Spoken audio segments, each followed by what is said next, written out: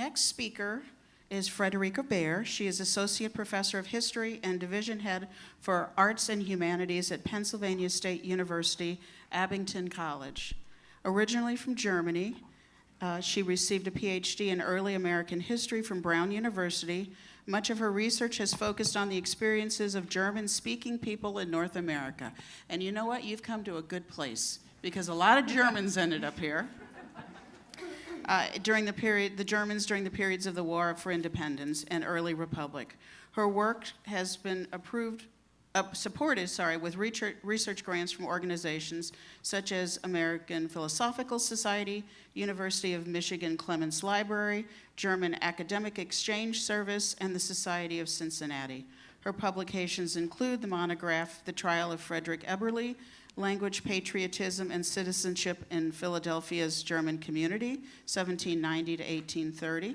For her most recent book, Hessians, German Soldiers in the American Revolutionary War, Dr. Baer was awarded the Society of Cincinnati Prize for Outstanding Publications on the American Revolution in September of this year. Please welcome Dr. Baer. Thank you. All right. Thank you. Everybody can hear me, and this is working? Okay, great. So thank you very much to Steve in particular for inviting me to present some of my research here about the German soldiers at this conference on the American Revolution in the West. I would like to say a few general words about who they were, these people that we know as Hessians, and how they ended up in North America in the war. And then I will focus on the experiences of the German troops that served in West Florida. So a very brief introduction. In the 1770s and 1780s, as many as 40,000 soldiers, German soldiers, were hired to defend British imperial interests on 4 continents. In America, of course, on Gibraltar and Minorca, in India, and also in South Africa. The vast majority, at least 30,000, saw service in North America. Before I continue, let me emphasize that by around 1780, 1781, in other words, 4 or 5 years into the war, fully 1/3 of the British regular army strength in North America consisted of German auxiliaries. So this was not an insignificant presence. It is also, let me go to, there we go. These are not Waldeckers, these are Hessians. It's important to mention, moreover, that Britain's employment of foreign soldiers was nothing unusual at the time. Britain fought most of its 17th century and all of its 18th century wars with the help of foreign auxiliaries. And Britain was not unique in this regard. In fact, the typical 18th century European army was a multinational force. In addition, the trade in soldiers, as it is sometimes called, was an acceptable form of revenue for rulers at the time. These rulers, in this case, all belonging to the Holy Roman Empire, rented out soldiers to foreign powers for subsidy payments. It's essentially a transaction. You can use my soldiers, I get money from you. And they used this income to support, in some cases, their own lavish lifestyles, which, not surprisingly, earned them some criticism. Most famously, for example, the King of Prussia wrote in a letter to the French philosopher Voltaire in 1776 that these rulers were selling their subjects to, like cattle, to have their throats cut. But more importantly, the rulers used the revenue to pay off territorial debt. And in fact, even Frederick the Great had to agree that this was an acceptable form of income. And finally, they used it to fund projects that were designed to benefit their territories generally, such as the construction of villages, roads, hospitals, and the like. And my image here of the famous spa at Hanau, Wilhelmsbad, is one of the most prominent examples. The construction began in 1777. It was funded with subsidy payments made to Hessen-Hanau. Thomas Jefferson himself visited the spa in 1788 in the company of a Hanau officer, Friedrich Wilhelm von Geismar, who had befriended him during his stay in Virginia as a prisoner of war. And I wonder sometimes, when Jefferson admired this impressive spa, it's really beautiful. I don't know if any of you have ever had a chance to visit it. Jefferson admired this impressive spa, that had been built with money paid for soldiers hired to fight against the American revolutionaries. Moreover, subsidy payments, or subsidy treaties, I should say, should also be seen as political measures that allowed the rulers of smaller territories within the Holy Roman Empire to maintain a certain degree of power and influence, and in some cases also preserve their dynastic interests and gain protection from foreign powers. Finally, last but not least, as a part of the introduction, these soldiers were not mercenaries, which are soldiers who fight in a foreign war or army for personal profit. They are more properly called auxiliaries, military units with their own commanders that were hired out by their respective rulers, in this case to assist Britain in its efforts to put down the American rebellion. The German term is Hilfstruppen, Hilfe meaning aiding or assisting. So how did they end up in this war in America? Well, in the spring of 1775, when hostilities erupted, Britain faced a very challenging task, and that was to raise a substantial military force that could be dispatched to America quickly. For various reasons, the king determined that he would not be able to raise a sufficient number of men within the British Empire, including North America. After the failure of his efforts to raise or to hire 20,000 Russians, the king turned to several German states for support, as he had done several times before. In fact, in the summer of 1775, several of these German rulers had already offered troops to the king.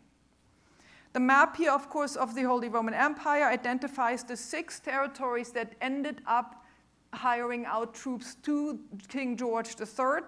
The number here that I included in the parentheses is the total number of troops from the territories that ended up being sent to North America between 1776 and 1783. Obviously, I don't think I need to remind anyone, but Germany didn't exist as a nation at the time. So these territories all come from the Holy Roman Empire, which is predominantly German-speaking region of Europe. Because the majority of these troops, as you can see by the numbers, were supplied by the territories of Hessen-Kassel and Hessen-Hanau, the label Hessian has been used since the 1770s to describe all German troops in British service in North America, regardless of place of origin. However, the subsidy troops and the affiliated civilians never described themselves as Hessian, unless they were actually from Hessen or belonged to a Hessian military unit. So a member of the Waldeck Corps, for example, which is the focus of my presentation today, would have never described himself as a Hessian. So I just want to make that clear. We've used the term, people kind of know what we mean, but not all Hessians are Hessians, so to speak. The very first treaties were signed in late 1775. The first troops began their journey to America in February 1776. So you get the sense here that treaties are signed, and literally 8 to 10 weeks later, the troops had to be assembled, recruited, assembled, equipped, and then they made their way to England and from there to North America. So it was a major undertaking. The treaties were very similar. There were obviously some differences, but basically the German units would be commanded by their own officers, and they would be subject to their own military law. In America, they also almost always served alongside British troops, and with very few exceptions, the overall commander was always a British officer. The treaty, of course, also established how many troops the territory was supposed to furnish and the payments and so forth. I'm not going to go into details. I don't think that's necessary for this presentation. I want to focus on the Waldeckers.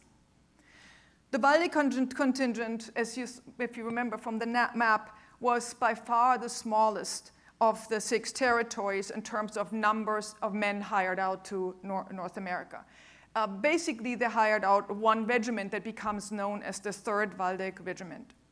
In the spring of 1776, after he had already concluded treaties with Braunschweig, Hessen-Kassel, and Hessen-Hanau, the British emissary, his name is William Fawcett, traveled to Waldeck, which at the time had a population of around 36,000 people. It's a small territory. The prince, Friedrich Karl August's representative, Friedrich Louis Wiepert von Zerbst, agreed to supply Britain with 670 men, basically infantry, plus 14 men belonging to the artillery. Britain really wasn't interested in artillery, but I think it was a pride of honor that these men would be included for the Waldeck ruler. In all, again, Waldeck provided Britain with around 1,225 troops over the course of the war, if you include replacements and reinforcements. Important to point out that this number does not include servants and other personnel that were not formally part of the military. It also does not include women and children. We estimate that on average, around 30 to 40 women and children were with the regiment during the war.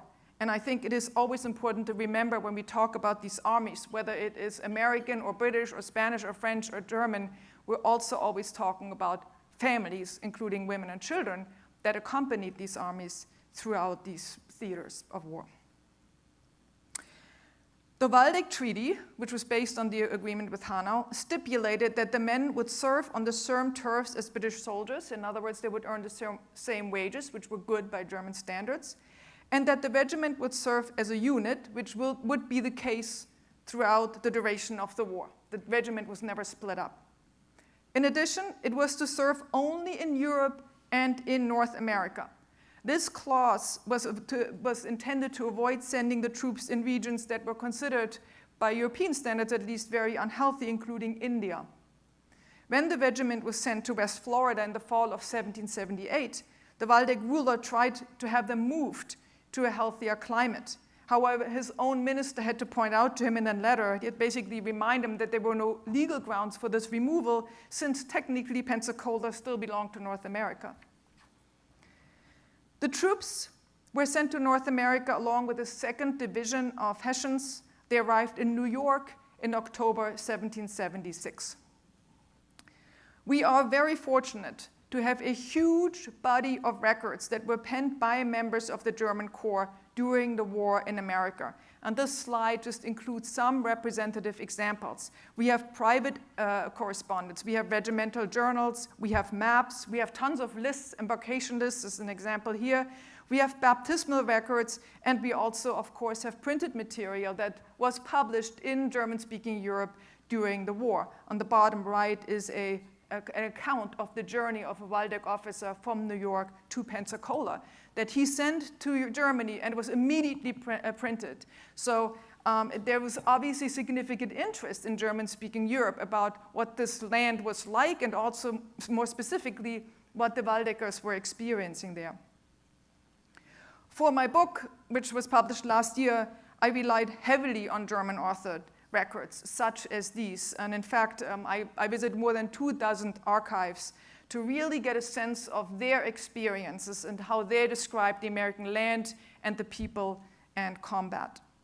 I would argue that in taking together these personal and also official accounts, and also drawings and objects, they sent back objects to Germany as well, helped broaden the knowledge of North America among German-speaking Europeans in the late 18th century, and they certainly broadened our own understanding of the American war.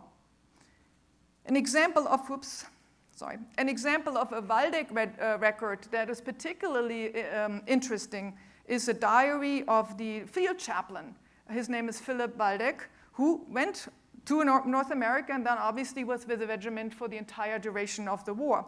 On the left, I just picked a couple of random pages from his diary, which focus on Pensacola. We have a couple of manuscript versions of this. One is in the Bancroft collection at the New York Public Library. The other one is at Penn, at the University of Pennsylvania. And here, this is the image that I used. What's interesting about Waldeck, it's an incredible record. He describes things in great detail. What's also interesting is that he very soon started sending excerpts from his diary back to Waldeck, where a newspaper editor published them in basically serialized form for Waldeckers so that they could kind of follow along what was happening, needless to say, with several months delay, because it took a long time to get information there and then print it. The page that I kind of picked for inclusion is from March 23rd, 1776. That page here in Fraktur notes that Pensacola, the regiment had just arrived in Pensacola, notes that Pensacola was said to be the healthiest place in Florida and the land among the best in the world. This was not what the Waldecker soldiers experienced. But it is not surprising that a newspaper in Waldeck would not necessarily paint the picture in the most depressing and negative terms. I mean, there obviously are Waldeckers who have family in serving, and the Waldeckers are also constantly trying to recruit new men to go there, so they're going to sanitize the picture a little bit. On the left, also, this is a side note, some of you may be familiar with the script in the 18th century. It's called Corinth script, no longer in use in Germany, but all German language records are written in that script. So interesting material, and this is just one example that I just showed you. Obviously, well, the map here where I highlighted a few things is just to remind you all that German soldiers took place in every major campaign in North America and in many, many less known or more minor military encounters. From Canada or Nova Scotia in the north, and obviously West Florida in the south. And I'm pointing that out because in my experience, when many people have heard about the Hessians, but when they do hear about the Hessians, they often reduce it to Trenton, probably, right? Very spectacular American victory, Christmas '76. Then maybe they include Saratoga, surprisingly also an American victory in October '77, that both of them resulted in the capture of hundreds and hundreds of German soldiers. And then Yorktown in the fall of 1781, also an American victory. And of course they're important, and they all include German soldiers, but the vast majority of members of the German Corps did not take part in any of these encounters. They were in different places at the time, serving different campaigns. Many were in garrison, many never saw battle, including especially in Canada. So I think we have to remember that the story, the narrative, the conventional narrative is fairly narrow and limited, and I think leaves out regions that are important but traditionally treated as peripheral and therefore insignificant, and I think West Florida is an example of that. A couple of words about who these people were. In general, the regiments hired out to Britain consisted of a combination of experienced soldiers and new recruits. In other words, these rulers did not have like sort of a standing army they could just hire out. They used men that were experienced, active soldiers, or maybe on furlough or veterans, and then they needed to recruit new soldiers that could be sent into British service. And this was the case with Waldeck as well. In this case here, what Waldeck did is they used approximately 200 men that were at the time in service in the Netherlands. They were members of what is known as the 1st or 2nd Waldeck Regiment. So in other words, they were already in foreign service, but with the Dutch. These men, this is a certificate as an example, were essentially discharged in order to be transferred to, again, what became known as the 3rd Waldeck Regiment.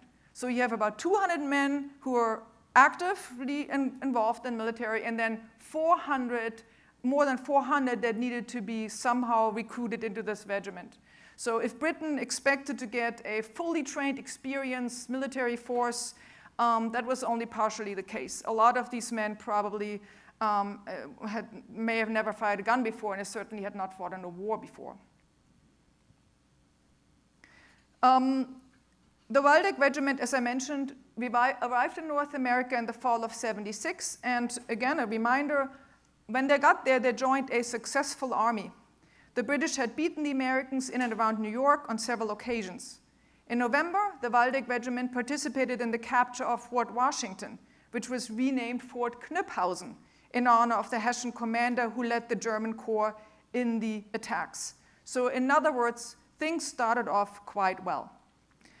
The regiment spent the years 1777 and 78 in New Jersey and New York, where they were involved in a number of military encounters. They also suffered some desertions. Some people died of sickness. I'm going to sort of skip over that because I want to get to West Florida. By the summer of 1778, a shipment of 137 new recruits from Waldeck landed in New York. These soldiers arrived just in time to join the regiment for its journey to West Florida. So brief context. Why does Britain send troops there in late 1778? Well, we heard already some background a minute ago, but I want to fill in a little bit more to help understand why German troops were sent there in particular.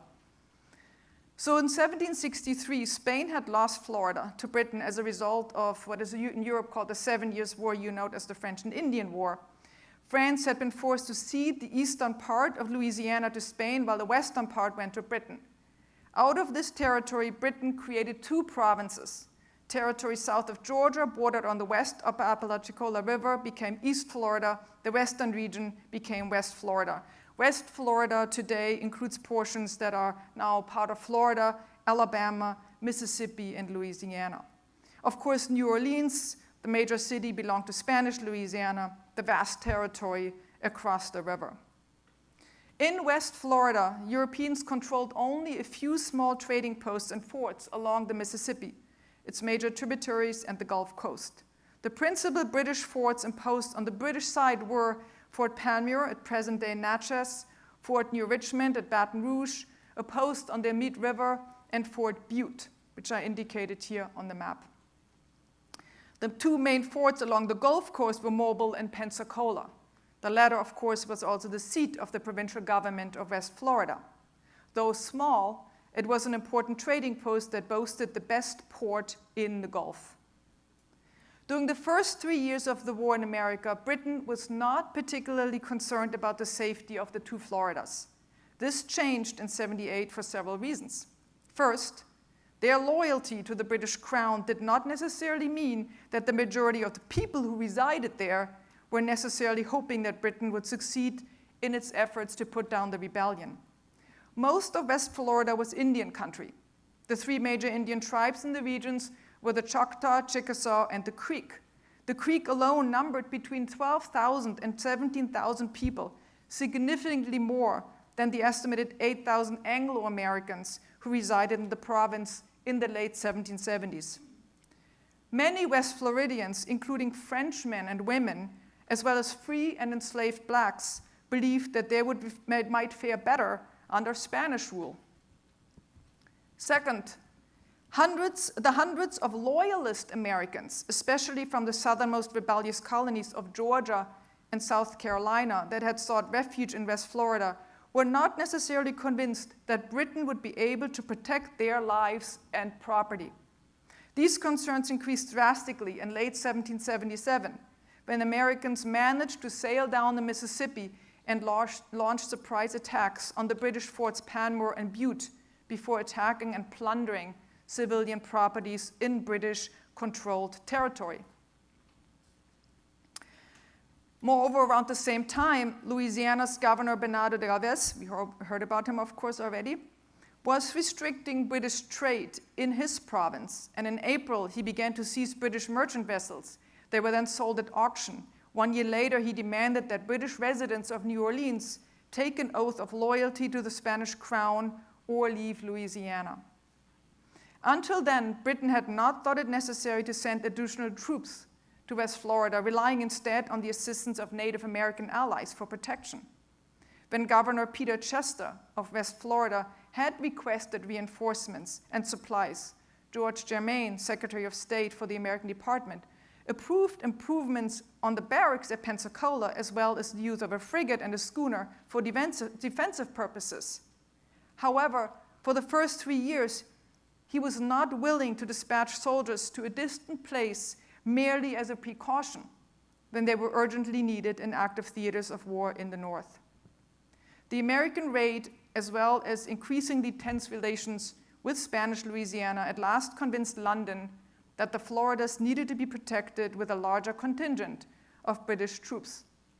And in addition, of course, France's entry into the war in early 1778 forced Britain to pay more attention to its Caribbean possessions, which were under serious threat of invasion. So in the fall and winter of '78, reinforcements finally embarked at New York for the West Indies and the Floridas. Germans made up more than half of the 1,300 troops under the command of General John Campbell, who were sent to Pensacola.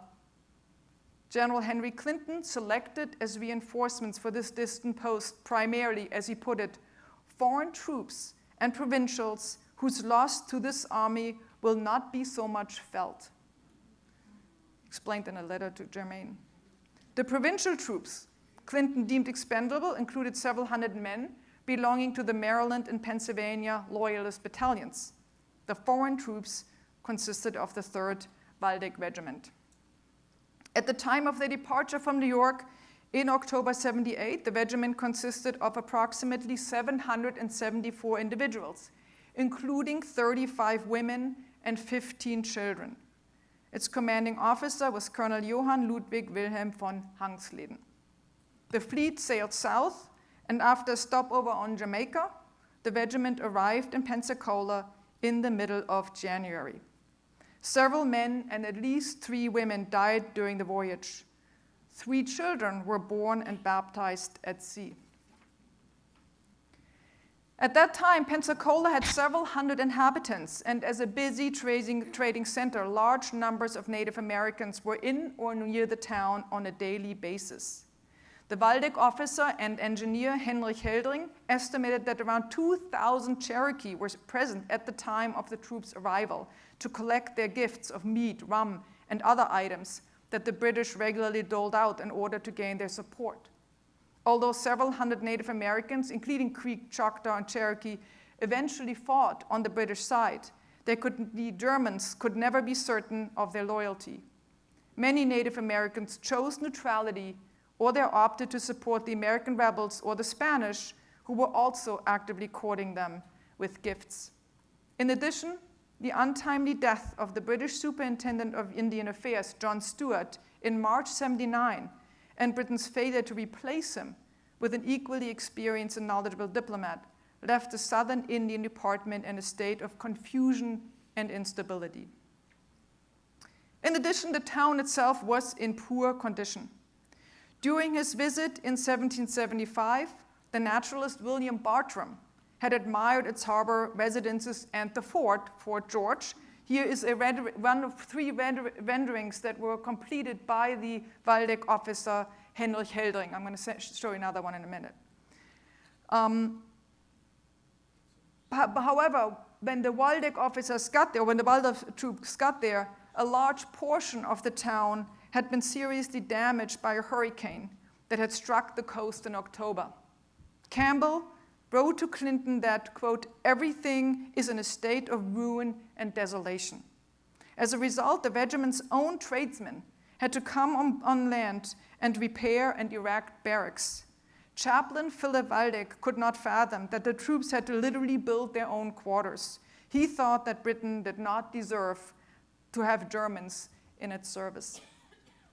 In fact, the Waldeckers had many reasons to be dissatisfied with their assignment. After relatively comfortable experiences in New York, Pensacola seemed like a pretty sad and depressing desert. Anybody here from Pensacola? Ooh, okay. They thought as though they had ended up in the most remote corner of the continent, surrounded by desert and water, and as one officer put it, roaming hordes of wild Indians. The heat was unbearable. Most of the troops soon fell ill. They also had to deal with mosquitoes, sandflies, scorpions, ants, snakes, and what seemed to them like 100,000 other kinds of insects and vermin. In March, Hangsleden informed his ruler in Waldeck that he was very dissatisfied with the situation. Pensacola, he wrote, was a, quote, miserable, barren pile of sand, where hardly anything could be gotten, and when something was available, it was very expensive. What made matters worse was the fact that they were almost completely cut off from communications with Europe and North America. At that point, they hadn't received mail from Europe in several months. More importantly, the troops' virtual complete ignorance of developments in North America made it very challenging for them to comprehend their military role in what appeared to be, to them anyway, such an undesirable province. It seemed like a place that lay outside, and I quote Hangsleden again, outside of civilization, unsuitable for Europeans. Merely 7 weeks into his stay in West Florida, Heldring concluded that it was, quote, the most miserable land in the world. At times, the Waldeckers felt as though they had been forgotten there, and they seriously wondered why Britain would want to keep it. When the Waldeckers arrived in West Florida, of course, Britain was not at war with Spain. The reinforcement, at least initially, were meant to defend British possessions from foreign invasions. They were not supposed to attack the Spanish. The troops would be stationed in strategically important forts and posts along the coast and along the Mississippi. Britain was fearful, of course, of a Spanish invasion, and this fear was not unfounded. From the beginning, as we heard earlier, Spain unofficially supported the American colonists in the war against Britain by supplying valuable resources such as weapons, gunpowder, and money. Governor Galvez, moreover, himself was helping secure funds for the Americans, and he was in communication with several American patriot leaders at the time. Like France, Spain was not a supporter of revolution. Rather, its backing of the Americans was motivated by a desire to weaken Britain. Now that Britain was occupied with putting down the rebellion in the 13 colonies, Spain recognized an opportunity to push the British away from the Gulf Coast, regain possession of Florida, and expand its territory into the Mississippi Valley. The Waldeck Regiment was in trouble long before the outbreak of hostilities. Almost from the day of its arrival in Pensacola, Hanxleden struggled to keep it at strength and fit for service. In 1779, 21 Waldeckers deserted, and 3 soldiers were expelled from the regiment for committing violations such as theft. Desertion was not the biggest problem for the regiment. Captivity and disease were the main reasons why it suffered such significant losses over the course of the year. Back in Waldeck, in the meantime, the ruler and his minister repeatedly tried to learn about the fate of the regiment from British officials. In the summer of 1779, after many weeks of almost total absence of news about the regiment's condition, word finally reached Waldeck that its soldiers were succumbing to disease in unusually large numbers. The Waldeck officials eventually received assurances from the British emissary William Fawcett that British soldiers had always been stationed in Pensacola and that the region, as he put it, was just as wholesome as any other part of America. That was obviously not true. The regiment remained in West Florida and its members kept dying of disease. In 1979 alone, 131 Waldeckers succumbed to disease or accident, including at least 2 women and 1 child. At this point, Chaplain Waldeck described the province as a cursed place that was not fit for humans and where the troops were dying like flies. The word Pensacola, he wrote on New Year's Day, 1780 in his diary, captured everything that filled a heart with sorrow. Campbell knew that if Spain was indeed planning to conquer the province, it would have to start with the British posts along the Mississippi, including Fort Butte and Baton Rouge. In the summer of 1779, he decided to send Waldeck troops to reinforce roughly 250 British soldiers under Lieutenant Colonel Alexander Dixon, who was stationed at Fort Butte. Because of a shortage of transports, the Waldeckers made the journey as 4 separate detachments. They would travel the roughly 260 miles to their destination along the coast to the lakes and then up the Amite River. In June 1979, a company of 135 Waldeckers under the command of Captain Georg von Hacke was the first contingent to depart from Pensacola. The remaining 3 detachments followed in August, including a company of 55 men that was led by Captain Johann Christoph Alberti Sr. The first detachment arrived at Fort Butte in early July. The area was swampy, the heat unbearable, and the fort in deplorable condition. Most of the troops quickly fell ill. Within a few weeks, Hake had buried at least 24 men who had died of disease, and worse was to come. It's an entry from Waldeck's diary. In late August, a Spanish force of around 1,400 men, we heard about this earlier as well, commanded by Galvez, set out to attack the British posts on the Mississippi. Dixon, at this point, had already determined that his forces would have better chance of withstanding an attack at Baton Rouge. He withdrew the majority of his troops from Fort Butte, leaving only around 20 Waldeckers under the command of Hake behind. Spanish, not surprisingly, easily took the fort. A handful of Waldeckers were captured. The rest, including Hake, escaped to Baton Rouge. In September, the Spanish force followed. After a brief siege, around 400 British troops under Dixon surrendered. Half of them were Waldeckers, including the commander, Hacke. This is a French language list of members of his company where someone had penciled in their status, and you can see after Captain Georg Hacke that he was taken prisoner. And then you see, most of these people had either taken prisoner or they had died. Galvez then went on towards Mobile in anticipation of an attack. The majority of the Waldeckers who had remained at Pensacola were sent to enforce the British garrison there. They took only what they could carry. For the German troops, it was truly remarkable that soldiers and officers with personal belongings strapped to their backs were sent on a march of around 120 miles through the wilderness. Flanked by Indian allies, they waded through streams, crossed rivers on tree trunks, trudged through grass that was taller than a man. Chaplain Waldeck thought that people in Germany would never believe that this actually happened. It was a kind of a march that was simply unknown in German warfare. In any case, their efforts turned out to be in vain. They did not reach the British post in time to help in its defense. Mobile was surrendered in March 1780, and the Waldeckers went back to Pensacola. These developments obviously did not bode well for the British and for Pensacola. Campbell begged Clinton for reinforcements, or if that was not possible, a transfer to another post.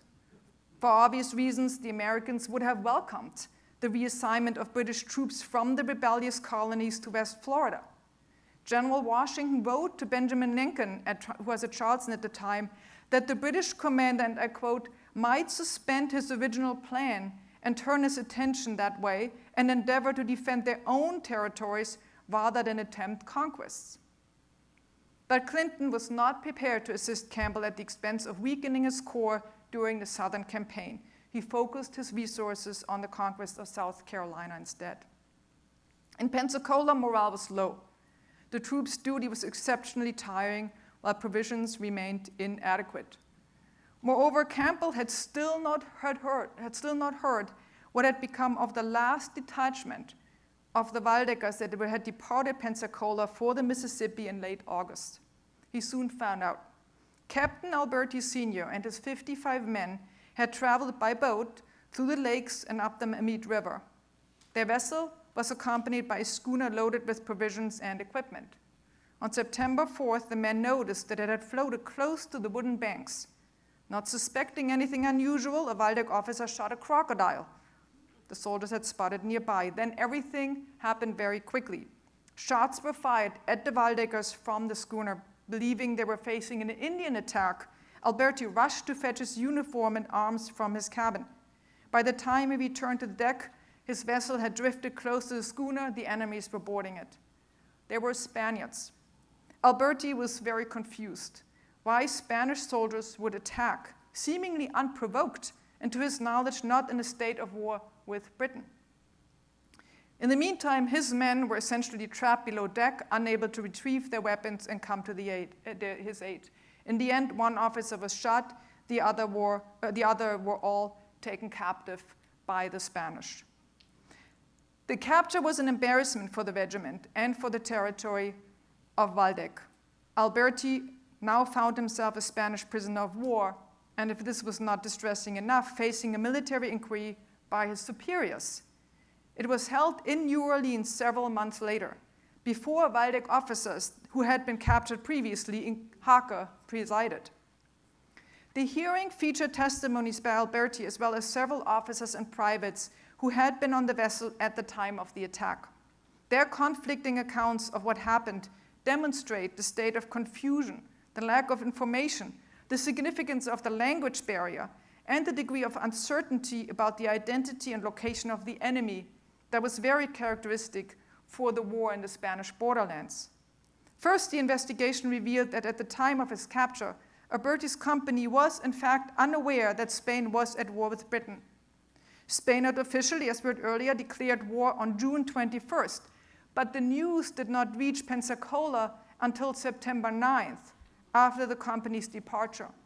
Alberti insisted that he had never been told to keep his men armed and on high alert.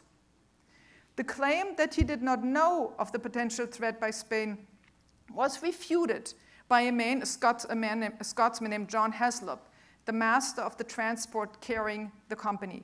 He testified that the pilot of an armed British sloop that they had encountered, the West Florida, had come on board his ship to inform him that war with Spain was on the horizon, Spanish forces under Galvez were on the move, and Spain had, in fact, recognized American independence. However, whether the German commander was privy to this information remained unclear. Since Alberti knew virtually no English, Husper claimed to have shared the news with Alberti's servant, Jakob Becker, who did speak some English and who was supposed to pass it on to his master. Alberti insisted he never got the message. In fact, he said that the pilot of the West Florida had wished him a happy journey, acting as though nothing was amiss. If the ship's captain had known of potential danger, the German commander insisted, it would have been his duty to inform him, especially because of his limited language skills. Unfortunately, Alberti's servant, as well as the pilot, could not be interrogated since they both had died of disease. Several privates more or less confirmed commanding officers' version of the event, but the presiding officers, including Hacke, were fully aware that the men would have been reluctant to contradict their commander's account. In the end, the officials determined that Alberti did bear at least some responsibility for his company's capture. Alberti's military career may have been ruined, but unlike many of the Waldeckers who were taken prisoner in 1779, he did not lose his life. In the months between September and December 79 alone, more than 50 Waldeckers died of disease in Spanish captivity, mostly at New Orleans. Many more were ill. Efforts by the British commander to send them provisions failed when the Spanish blocked access. In 1780, after 10 months in New Orleans, these prisoners were taken first to Veracruz, Mexico, and then to Havana, Cuba. That summer, Waldeck's ruler personally appealed to Germain to have his remaining troops moved to a healthier climate. The regiment had been reduced to 371 men, little more than its regular size. Hangsleben, the commanding officer, wrote to Waldeck he would gladly exchange a summer in Pensacola for a year in the service of the devil. But the regiment remained in West Florida, and Hangsleben assumed campaigning in early January of 1781, when he took a force of around 600 men, the numbers are somewhat unclear, to attack a Spanish post called the Village, or the French Village. The corps included 60 Waldeckers. On the morning of January 7th, they stormed the fort, which was manned by approximately 190 Spanish troops. Hangsleben was killed in the attack, and the assault collapsed, and all the dozen Waldeckers were killed or wounded. The Hessianjäger Johann Ewald, some of you may have heard of him, learned of the defeat as he and other Hessian troops were preparing for the British blockade at Charleston. An entry in his diary captures a sense of grief about the loss of so many compatriots in what seemed to him to be among the remotest places in the world. He wrote, "How German bones are scattered around in this war." After Hangsleben's death, Lieutenant Colonel Conrad Albrecht von Horn, who had been in Florida since 1780, assumed command of the regiment, or what was left of it. The worst was still to come. On March 9, 1781, a Spanish fleet appeared off the coast of Pensacola. Within a few hours, of course, they had landed, were erecting batteries. Soon the town was under siege, and all 7,000 to 8,000 Spanish troops had descended upon it. At that time, Pensacola had approximately 2,000 defenders, including several hundred Native Americans. The Waldeckers had mixed feelings about fighting side by side with Native Americans. In general, they saw them as cruel and unreliable allies. Hangsleben's depictions in generally are very negative.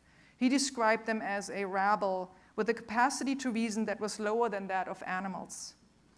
At the same time, he thought that they were clever enough to shift their loyalty with the wind.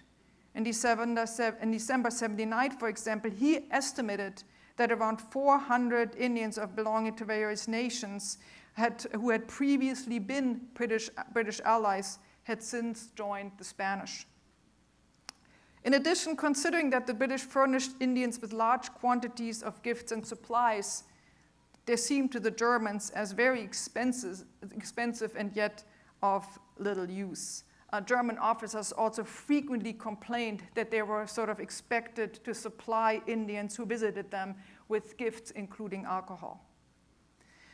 Another Waldeck officer, Karl Philipp Steuernagel, admired the Indians' skills in shooting and throwing the tomahawk, but he described their behavior in battle as, quote, ferocious and very cruel. The Waldeckers were especially horrified by the, quote, complete inhumanity of an art which they called scalping. Steuernagel was distressed by the fact that the British paid them a reward of £3 for each scalp. His reaction to this policy elicited a very rare English phrase in a journal that is otherwise entirely kept in German. He writes, "terrible to say." Although the Germans universally condemned the practice of scalping, some of them were impressed by the Indians' sense of morality. Their savagery is seen in everything about them, Steuernagel wrote, but in their heathen ways, they totally understand us, and especially right from wrong. It was true that Indians were cruel, but when dealing with moral transgressions within their own communities, they were seen as fair and consistent. For example, their chiefs and leaders sought honor in giving their presents to the poor. In some ways, one German officer wrote, they were superior to the wicked Christians who professed moral superiority when in reality they committed all kinds of sins, like cheating and robbery. Let me skip to the siege. So, ambivalent. The Germans are extremely ambivalent about Native Americans. They never know who they could trust. There are at least 2 Waldeckers that were killed by Native American allies while in the woods in the forest cutting wood. The siege lasted for 2 months. For the entire time, the town suffered almost continuous bombardment from Spanish vessels. And then on May 8th, Spanish shell hit the powder magazine at one of the redoubts. At least 100 men were killed and wounded. Within minutes, Spanish troops had occupied the post. On May 10th, the garrison formally laid down their arms. West Florida was lost. Galvez noted in his official report that the British garrison numbered around 3,200 men, including 1,500 Indians and blacks. Of the 116 killed and wounded during the siege, no more than half a dozen were German. 83 men, including 17 Germans, were listed as having deserted. 2 weeks after the surrender, the British emissary Fawcett in Europe claimed that he knew virtually nothing about developments in Florida, but he was concerned. To Waldeck's minister Zerbst, he confessed that he was, quote, to be a little in pain about the fate of Pensacola. Confirmation of the surrender reached Britain in late July. In August, Fawcett finally shared the news with Minister Zerbst. He put a positive spin on it. A Spanish return of the prisoners taken at the surrender included 1,113 men. Of those, 303 belonged to the Waldeck regiment. The defeat, Fawcett said, was good news, since the terms of capitulation were so favorable. The Prince of Waldeck, quote, will rather have reason to rejoice at this event as far as the troops are concerned in it than be sorry for it. After all, they were finally getting out of this miserable province with free passage to New York courtesy of Spain. Moreover, they were permitted to serve again against any power except Spain. In short, they would be sent to a healthier climate where they could be deployed again, possibly against the Americans or the French. Of course, this never happened. At least one Waldeck officer in West Florida found consolation in the fact that the troops would finally be relieved from the American Siberia. Interesting choice of words. In early June 1971, the Pensacola prisoners were sent to New York on 2 Spanish vessels. By that time, the regiment was in a terrible state. It had shrunk to a pitiful 250 men. The rest had either died of disease, were sick, or had been captured prior to the surrender of Pensacola, or they had deserted. On May 20th, an official report listed 148 men as prisoners in Cuba and 12 as American captives. Horn, the commander, had an opportunity to visit the captives on Cuba when when he was on his way to New York. In an effort to make their lot more bearable and dissuade them from changing sides, he gave them some cash. There was little else he could do, and they sailed on. The regiment remained in garrison in New York until the end of the war. Many Waldeckers who died of disease did so during captivity.